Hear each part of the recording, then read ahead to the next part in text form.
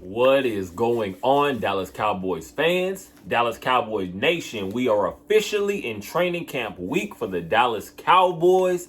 The team flies out today. It is Monday the 24th. The team is going to fly out to Oxnard, and practices will begin on July 26th, so that is Wednesday. As always, before we get going, I want you guys to go ahead and subscribe, go ahead and share, go ahead and like, go ahead and comment down below anything. Just your expectations for training, the way training camp, preseason, the regular season is going to go, anything. I appreciate you guys' input as always. You're amazing. Let's get going. Once again, we are now officially in training, have reached training camp for the Dallas Cowboys. It's been feel like a long off season. Of course, the playoff game against the 49ers, the draft, to training camp, OTAs, all that stuff. It's been a long road, but we're finally here. This one's not going to be a long one, but it's just the quick insight, I guess, to the quarterback room. What exactly are we expecting from QB1? We all know Dak Prescott at this point. What exactly can we expect just to get out of him? Of course, and we're looking for a different scheme. We're looking for a new way of running things. Of course, we all know Kellen Moore is now with the Chargers in Los Angeles, so Mike McCarthy will be your main play caller with some help from a guy like Brian Schottenheimer. Come in to give his advice and just a little consultation. Pretty much just this new West Coast system that the team is planning on running. What exactly can we expect from a Dak Prescott? We all know last season was a little bit of an up and down roller coaster for the team at certain points of offense, but especially when Dak Prescott took back over the reins of quarterback returning from injury. This past turnover-ridden season, I guess you want to say, more so when it comes to the passing game. A lot of those issues to me felt like they were just kind of, in a sense, I guess you want to say, snowball effect. The biggest thing I always notice, especially about turnovers, it's kind of one of those when it rains, it pours type situations. If something can go wrong, it will go wrong. Once those bad bounces kind of feel like they're turning into a routine or a habit at this point. What I'll say last year, especially, Dak Prescott, when it came to the interceptions, sometimes there were a few times here and there, I'll say, there were some forced balls. There were just bad decisions, balls that shouldn't be put in the positions they were, or at least just not at that specific or particular time. But if you actually paid attention to the majority of them, a few especially, I'll say, where we're talking about balls bouncing off of guys' hands. Let's not talk about the Jaguars game, Noah Brown. Let's not talk about, we can go back to the Titans game, Peyton Hendershot. When those kind of turnovers start to happen, they become forced. And what happens more times than not? You have a guy like a Dak Prescott. He's a gamer. I'll give him that, if anything. Dak Prescott is a gamer. He tries to get something out of nothing, and sometimes the best call is to just take nothing. Sometimes it's okay to just throw the ball away, to take that little check down. What I feel like we'll be able to do now, going to this season, is there will be more, I guess, availability for that check down. And pretty much I want to say just more reinforcement on Dak Prescott actually just knowing when to just take what he's given. The biggest thing you'll watch from a Kellen Moore offense, and I hate to be, I've never wanted to be the fans where you're just piling on and dumping all blame on one guy. I don't care if it's a player, I don't care if it's a coordinator, whatever it is, but there does need to be accountability. And hopefully that's what we're going to get more out of the play calling situation and the scheme. Because what you saw many times, and we saw it for the last few years, especially from a Kellen Moore, when our offense was kind of figured out, or the defense kind of had figured out just a little bit of something to change what we're trying to do, Kellen Moore would not adjust. We ran a lot. We can go back to the playoff game. You saw lots of those dig routes. There are lots of times we running option routes, multiple receivers on one play, or you're running 3 or 4 curl routes on one play. What happens when that play is pretty much completely covered, or a team happens to run a perfect zone defense, which we saw again in the 49ers game, led to a turnover. The more so when we're driving down the field. After the Tony Pollard injury, we're literally going to have to just be more secure and more, I guess we wanted to say, more efficient. That's what we're looking for, because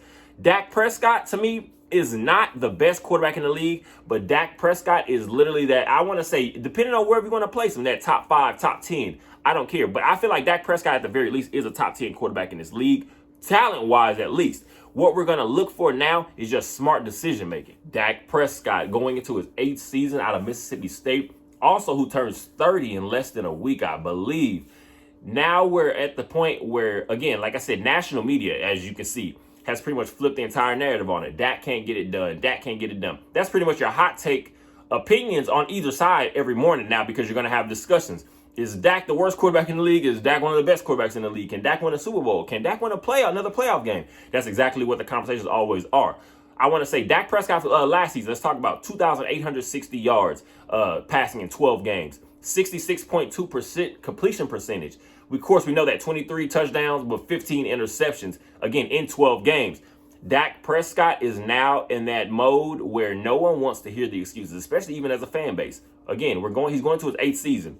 We pretty much got all the systems out where you should be trying to figure out exactly what the NFL game is, what these motions are. But I will say, what we're going to still be able to see is, I think, just a more efficient offense. Once again, with Mike McCarthy and Brian Schottenheimer now in charge of things, I feel like what we're going to see is more of an efficient offense. We saw lots of times over the last few seasons with the Kellen Moore offense, a lot of big shots and no substance, because of course we can get the big yardage. Dak can throw for 400 yards, 4 touchdowns. But at the end of the day, if it's not an efficient system, it's not going to win in the long run, because we see many times we can put up all these numbers, but when playoff time comes around or we get into these actual close battle games, you don't want your offense to be easily figured out. And I feel like at certain times, that's exactly what our biggest issue has been. And of course, who's going to get all the blame on that at the end of the day? It's your quarterback. That's the way it is. Regardless of pass catching, bad drops, inconsistent O-line play, your quarterback's going to get the blame, especially being the QB of the Dallas Cowboys.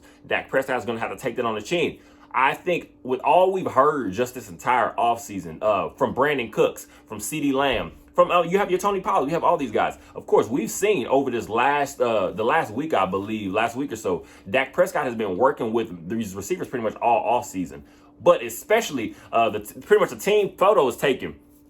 Dak Prescott, and of course, he has his own built field at his own home. So he invites all the guys over, and they're pretty much just continuing to work. I'm feeling like this is where Dak Prescott now knows. This is where you start to make that real name for yourself, because, of course, he's put up the numbers. We can go to Dak Prescott's career numbers. We're talking about a guy with almost 25,000 passing yards. We're talking about a guy with 166 passing touchdowns, only 65 interceptions. So the whole thing where Dak is just this interception throwing quarterback, that's not true, because at the end of the day, prior to this season, I think his highest interception total before then was 2017, I think, with 13 interceptions, and the highest total after that is 11. We're talking about a guy, he's not an injury riddled quarterback. I'm talking about when it comes to just throwing interceptions. Now, what you want to see, again, is just locking everything in and using all that information you built up over these years. You do now have a guy where I feel like we're not going to have as much noise in a room, because it is different. We know Mike McCarthy has been known as a quarterback guru throughout his coaching career pretty much. But then you're throwing in another guy, a former quarterback, a Kellen Moore, with his own system,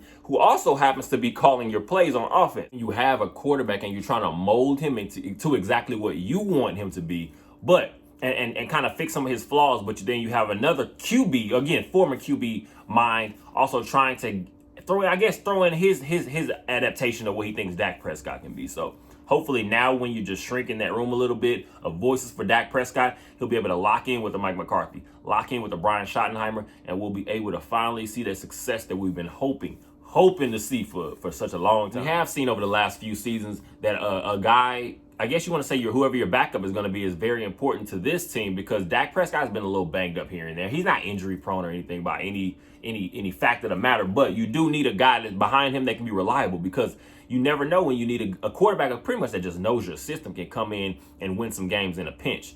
Now, let's talk about Cooper Rush, of course, because just briefly, we know Cooper Rush, he's very, very, very steady. As a guy that knows your playbook, he can come in and just not mess things up. And at the end of the day, that's what you're looking for most times, and not from your starting quarterback, but especially your backup quarterback. You just need a guy that's pretty much going to not lose you games, keep you in the mix. And we saw, whether it was a couple years ago when Kellen Moore is pretty much running the show, of course. Still, he was able to figure out a nice system for a guy like a Cooper Rush to come in against the Minnesota Vikings and pull out a big win.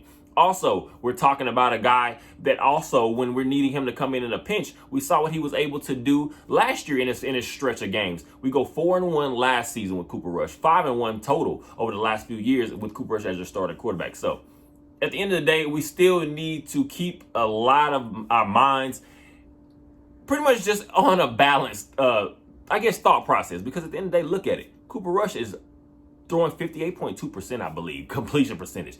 That's not even starting quarterback quality, but he is a guy that I can't say you can count on a Cooper Rush if you need him in a bind.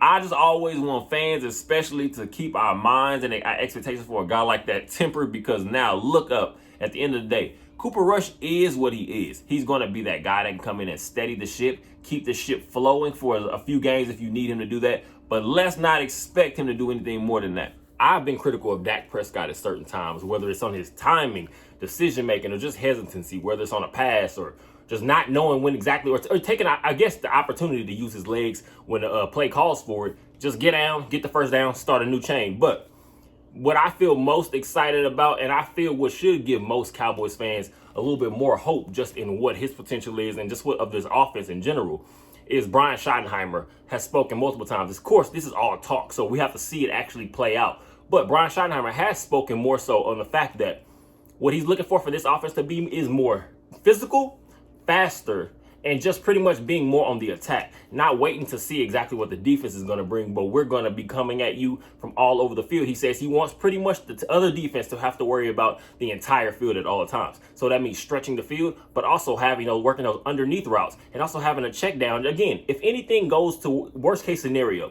you want to be able to pick up 3-4 yards on any given play if you can, just off of that. Because what does that do? It keeps you on schedule. It keeps you on set, on schedule pretty much, just to be able to actually get that first down and just keep the drives going.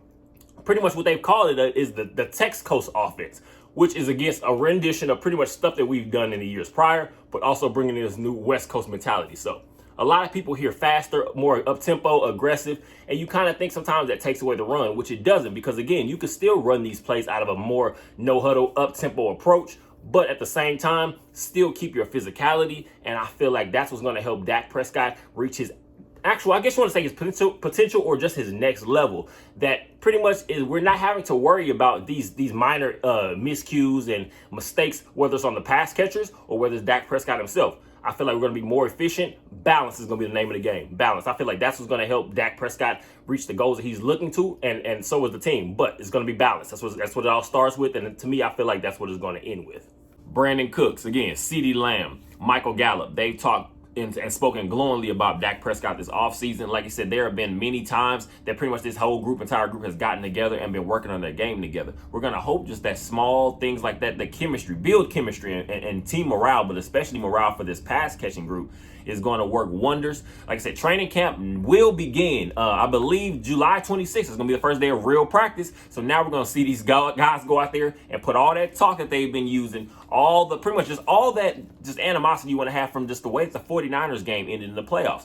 All that, bottle all that stuff up, put it to work. Let's expect, again, hopefully expect this team to make some kind of long playoff run and a real playoff run. My biggest thing for this year especially, I want to see Dak Prescott clean up some of the flaws that he does have in his game, which everybody does, but I want to see him clean some of those things up. I want to see his offense as a whole just pretty much stay efficient.